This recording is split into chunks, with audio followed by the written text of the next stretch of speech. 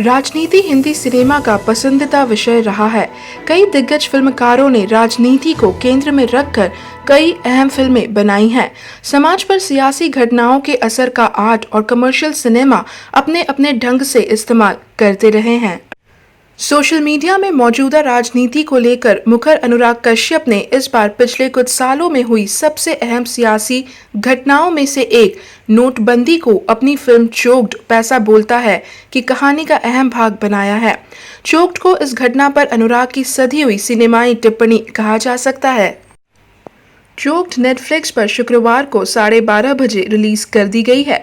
यह फिल्म अनुराग की पिछली कुछ फिल्मों की तरह बहुत महान रचना तो नहीं, मगर बेहतरीन राइटिंग और परफॉर्मेंसेस की वजह से दर्शक को बांधे रखती है।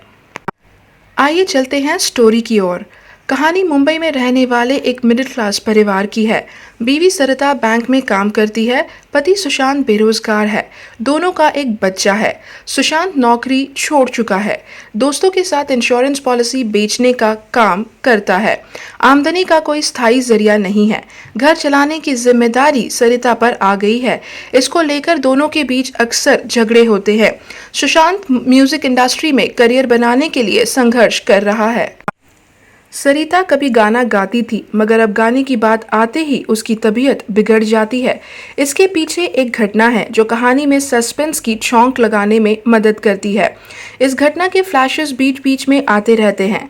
पति पत्नी की इस कहानी में पहला ट्विस्ट तब आता है जब एक रात सरिता की किचन की नाली जाम हो जाती है। जाली हटाने पर गंदे पानी के साथ प्लास्टिक में लिपटी 500 और 1000 के नोटों की गड्डियां बाहर आने लगती हैं।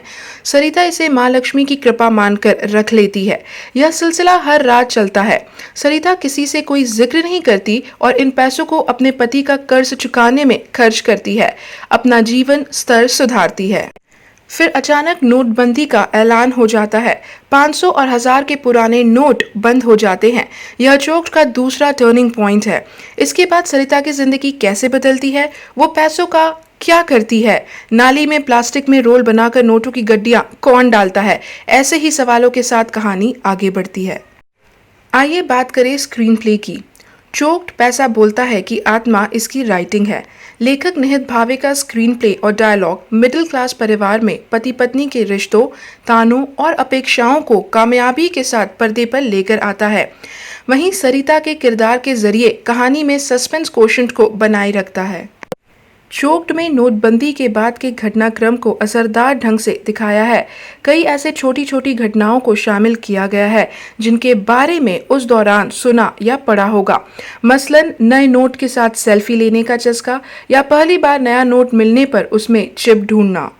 बैंकों के बाहर लंबी लाइनें, बैंक कर्मियों के ऊपर जनता का दबाव, नोट बदलने के लिए लोगों की व्यग्रता, वहीं पति पत्नी के बीच संवादों के जरिए दिलचस्प राजनीतिक कटाक्ष भी शामिल किए गए हैं। हालांकि लेखक ने इसे लिखने में संतुलन बनाकर रखा है। अगर हम एक्टिंग की बात करें तो फिल्म में सरिता के किरदार में संयमी खैर है। संयमी पहली बार मिडिल क्लास फैमिली की बीवी के रोल में नजर आई हैं। संयमी ने मिडिल क्लास कामकाजी महिला के किरदार को पर्दे पर जी भर जिया है।